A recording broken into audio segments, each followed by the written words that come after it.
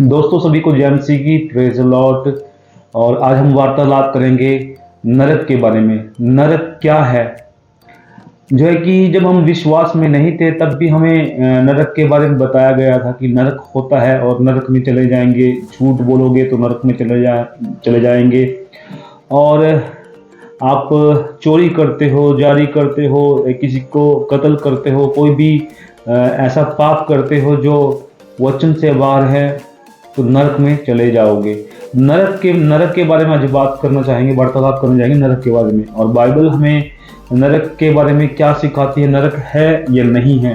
तो चलिए आज हम कुछ बाइबल के पद पढ़ेंगे, बाइबल के वचन पढ़ेंगे, और मेरे साथ जो भी व्यक्ति इस वीडियो को देख रहा है वो भी पढ़ सकता है। तो पहला जो है यज़केल, उसका 32 अध्याय, उसकी 17 से 32 आयत तक। तो दोस्तों मेरे साथ निकाल करके जो है कि आप इस आयत को निकाल सकते हैं और पढ़ सकते हैं, और पढ़ने के साथ साथ आप इसको रिमाइंड भी कर सकते हैं, याद कर सकते हैं दोस्तों। तो हम सारी आयत तो नहीं पढ़ेंगे, लेकिन इसमें से कुछ आयतें जो हैं हमें बताई गई हैं जो नरक के बारे में। मैं आपको ये आयतें पढ़कर सुना रहा हूँ दोस्तों। 31 से पढ़ रहा हूँ। इन्हें देखकर फिरौन भी अपनी सारी भीड़ के विषय में शांति पाएगा। हाँ, फिरौन और उसकी सारी सेना जो तलवार से मारी गई है, परमेश्वर यहोवा की यही वाणी है कि क्योंकि मैंने उसके कारण जीवन लोक में भय उपजाया था, इसलिए वह सारी भीड़ समेत तलवार से और मरे हुए सहित खतनाहीनों के बीच लटकाया जाएगा। परमेश्वर यहोवा की यही वाणी है। तो दोस्तों यहाँ इस अध्याय को जो है हमने जो पढ़ा, इसके अंदर यज़केल उसका 32 अध्याय, उसकी हमने 31 और 32 आयत हमने पढ़ी थी। तो इस आयत में जो आप सीखा है, जो आपने, परमेश्वर का वचन कहता है, फिरौन को परमेश्वर कहता है कि इन्हें देखकर फिरौन भी अपनी सारी भीड़ के विषय में शांति पाएगा। हाँ, फिरौन और उसकी सारी सेना जो तलवार से मारी गई है, क्योंकि यहोवा की यही वाणी है, परमेश्वर यहोवा की यही वाणी है, क्योंकि मैंने उसके कारण जीवन लोक में भय उपजाया था। जीवन लोक में यानी स्वर्ग की बात, यहाँ स्वर्ग की बात करता है, लेकिन हमारा टॉपिक है नरक के बारे में। इसलिए वह सारी भीड़ समेत तलवार से और मरे हुए सहित खतनाहीनों के बीच लटकाया जाएगा। परमेश्वर यहोवा की यही वाणी है। किसके अंदर लटकाया जाएगा दोस्तों? खतनाहीनों के साथ वो लटकाया जाएगा। परमेश्वर की यही वाणी है। कहाँ लटकाया जाएगा? नरक के अंदर। तो दोस्तों यहाँ नरक की बात हो रही है और हमारा टॉपिक, हम इसी टॉपिक पे बने रहेंगे। तो उसके बाद हम निकालेंगे भजन संहिता। भजन संहिता जो है दोस्तों पढ़ेंगे, मेरे साथ निकालेंगे आयत। भजन संहिता की 16 की 10 आयत में लिखा है, क्योंकि तू मेरे प्राण को अधलोक में ना छोड़ेगा। तो दोस्तों अधलोक क्या है? अधलोक जो है वही नरक है।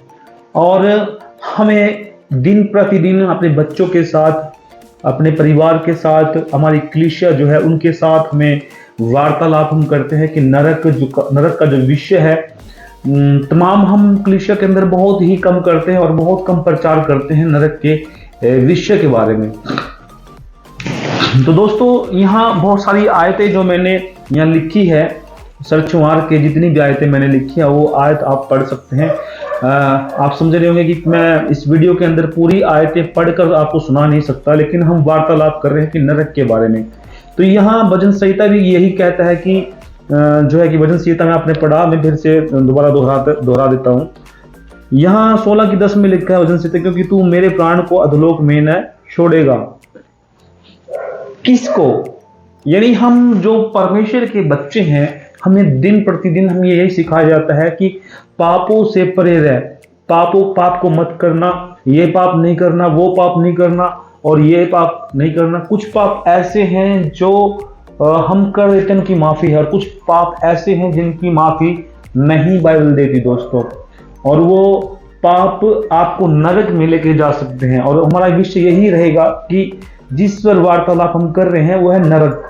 तो नरक जो है, नरक के नाम को अलग अलग तरीके से जो है कि लोगों के बीच में बीच में जो है बताया गया है अधलोक के बारे में। और वहाँ हमने पढ़ा था जो है कि 32 के अंदर कि उसको फिरौन को लटकाया जाएगा, खतनाहीनों के साथ वहाँ लटकाया जाएगा, अधलोक के अंदर लटकाया जाएगा। तो दोस्तों हमने यहाँ दो पुस्तकों की आयत पढ़ चुके हैं, हम पहला यस्केल और दूसरा भजन संहिता। और अब हम पढ़ेंगे दोस्तों जो है कि डैनियल नहीं, हाँ डैनियल में पढ़ते हैं दोस्तों। चलो हम पढ़ते हैं।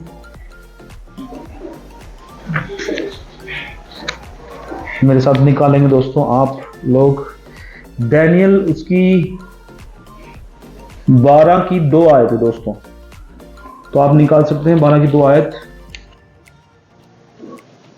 दोस्तों 2 में लिखा है, जो भूमि के नीचे सोए रहेंगे उनमें से बहुत से लोग जाग उठेंगे, कितने तो सदा के लिए, सदा के जीवन के लिए, और कितने अपनी नाम धराई और सदा तक अत्यंत घिनौने ठहरने के लिए। तो यहाँ दोस्तों नरक की बात, यहाँ भी नरक की बात कहता है कि परमेश्वर का वचन कहता है कि जो भूमि के नीचे सोए रहेंगे उनमें से बहुत से लोग जाग उठेंगे। भूमि के नीचे सोने का मतलब क्या है? जितने लोग मर गए हैं, जिनको मिट्टी दी गई है, जिनको दफनाया गया है, जिनको कब्र में रखा गया है, वो लोग उठ खड़े हैं। कितने तो जो है कि नाम धराई के लिए उठ खड़े होंगे, और स्वयं उन बहुत से लोग जाग उठेंगे, कितने तो सदा के जीवन के लिए, सदा के, कुछ लोग तो सदा के जीवन के लिए जो है कि उठ खड़े होंगे, कितने अपनी नाम धराई और सदा तक अत्यंत घिनौने ठहरने के लिए जो है कि उठ खड़े होंगे। यहाँ भी बाइबल कहती है नरक के बारे में, जो नरक जो है अधलोक और नरक दोनों एक ही चीज है दोस्तों।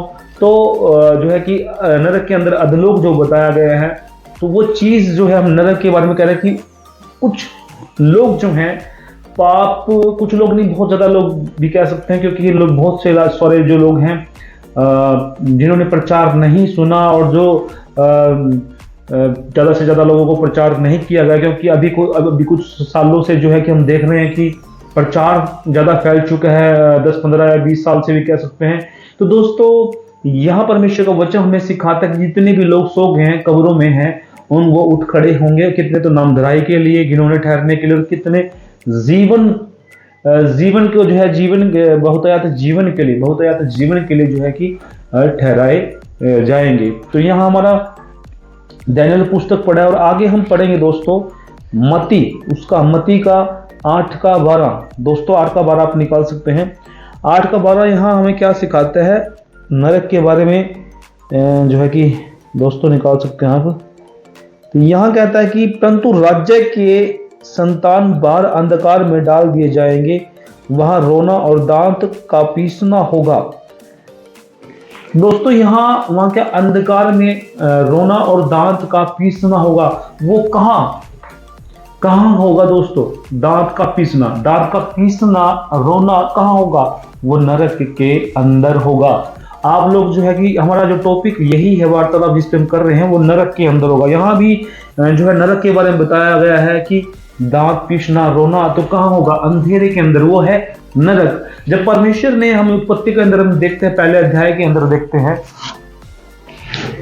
पूरे अध्याय में अगर हम देखते हैं 1 से लेकर जो आयत है, जो लास्ट तक हम आयत देखते हैं, उसके अंदर परमेश्वर ने जो है कि अंत से लेकर सृष्टि रची, और सृष्टि रचने के साथ साथ परमेश्वर ने 6 दिन काम किया और 7वें दिन विश्राम किया।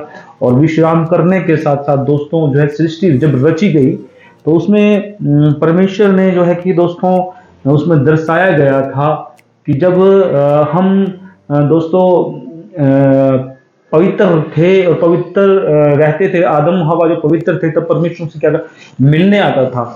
तो जब मिलने आता था दोस्तों, मिलने के साथ साथ परमेश्वर से वार्तालाप करता था, और वार्तालाप जब परमेश्वर से वार्तालाप टूट गया तो हमारे जीवन के अंदर पाप आया, और जब पाप आया तो हमें जो है कि हम परमेश्वर से दूर हो गए, परे हो गए परमेश्वर से, और हमारे जीवन के अंदर जो है कि आत्मिक मृत्यु भी आई, और वैसे जो शारीरिक मृत्यु भी हमारे जीवन के अंदर आ गई। और हमारे लिए दोस्तों जब हम परमेश्वर से परे हुए, तो वहां अगर हम देखते हैं दोस्तों, तो ये परमेश्वर ने हमें जो है कि आदम के अंदर थे, जब हम आदम को बाहर निकाल दिया गया था वाटिका से, जब आदम को निकाला तो हमें भी निकाल दिया, क्योंकि तब हम आदम के अंदर थे दोस्तों। और फॉर द एग्जाम्पल, जब परमेश्वर ने सृष्टि को रचा तो उजियाला था, उजियाला को दिन कहा, और अंधियारा था, उसको रात कहा। तो इस तरीके से जो अंधियारा है, और यहाँ परमेश्वर का वचन कहता है 8:12 में दोस्तों, जो है कि यहाँ अंधेरे के अंदर दाग पीसना और रोना होगा, वो है नरक दोस्तों। और यहाँ हमने 2-3 पुस्तकों पढ़ ले, एजिकल दानियल को पढ़ा है दोस्तों, भजन संहिता मत्ती को पढ़ चुके हैं हम, और मत्ती 25 की 41 भी पढ़ सकते हैं दोस्तों। आप 25 मेरे साथ 41 पढ़ सकते हैं, 41। तब वह भाई बाईं और वालों से कहेगा, हे शापित लोगों, मेरे सामने से उस अनंत आग में चले जाओ जो शैतान और उसके दूतों के लिए तैयार की गई है।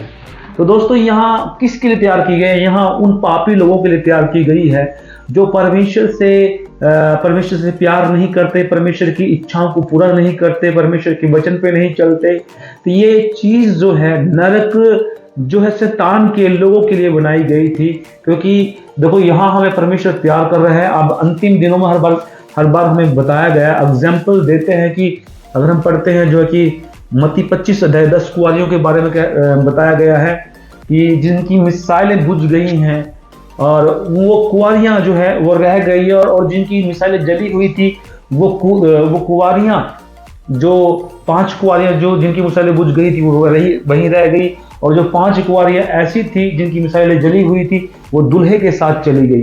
तो दोस्तों यहाँ अगर हम देखते हैं परमेश्वर का वचन कि हमें हमारी जो मिसाइलें हैं, पवित्रताई जो है हमें जलाकर रखनी है। जैसे ये लाइटें जल रही हैं, एक लाइट इधर जल रही है, एक लाइट इधर जल रही है दोस्तों, ऐसे ही परमेश्वर का प्रकाश, परमेश्वर की बातें जो है हमारे जीवन के अंदर, जब तक हमारे जीवन में पवित्रताई है, वचन है, ये वचन जो हम पढ़ रहे हैं दोस्तों, ये है, तब तक हम परमेश्वर की अधीनता में हैं, परमेश्वर के वचन पे चलते हैं, तब तक अधीनता में हैं, फास्ट रखते हैं, प्रार्थना करते हैं, वचन पे चलते हैं, हर परिस्थिति से लड़ते हैं वचन के द्वारा, तो हम परमेश्वर की जो है कि वचन पे फॉलो कर रहे हैं। तो यहाँ दोस्तों, यहाँ परमेश्वर का वचन कहता है कि तब बाईं और वालों से कहेगा कि हे साबित लोगों, मेरे सामने से उस अनंत आग में चले जाओ जो शैतान और उसके दूतों के लिए तैयार की गई है। दोस्तों ये शैतान के लोगों के लिए तैयार की गई है, ये मेरे लिए, आप लोगों के लिए नहीं।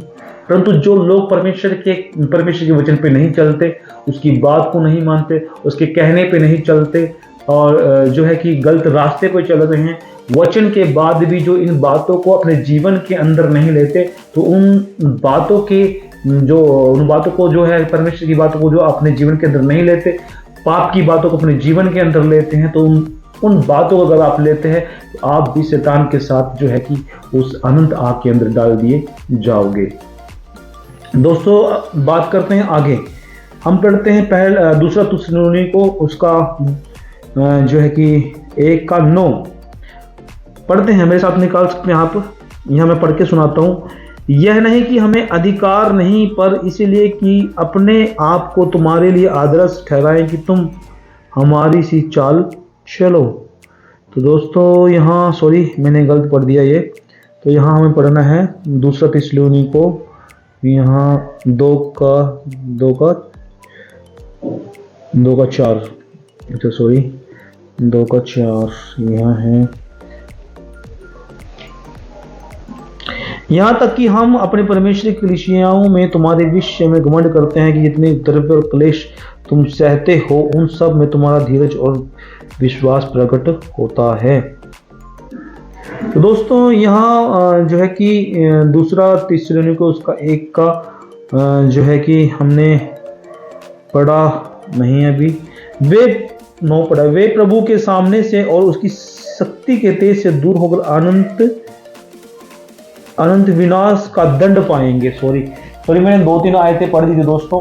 तो यहाँ हम बात करते हैं जो है कि 1:9 हमने आयत पढ़नी थी, तो पढ़ दी है जो दोस्तों हमने दूसरी आयतें। तो यहाँ 1:9 है, आप पढ़ सकते हैं। तो यहाँ परमेश्वर का वचन कहता है, नरक के बारे में हम वार्तालाप जो कर रहे हैं दोस्तों, वे प्रभु के सामने से और उसकी शक्ति के तेज से दूर होकर अनंत विनाश का दंड पाएंगे। कौन पाएंगे दोस्तों? वो पाएंगे जो व्यक्ति परमेश्वर के वचन में नहीं चलते, उसके फॉलो नहीं करते।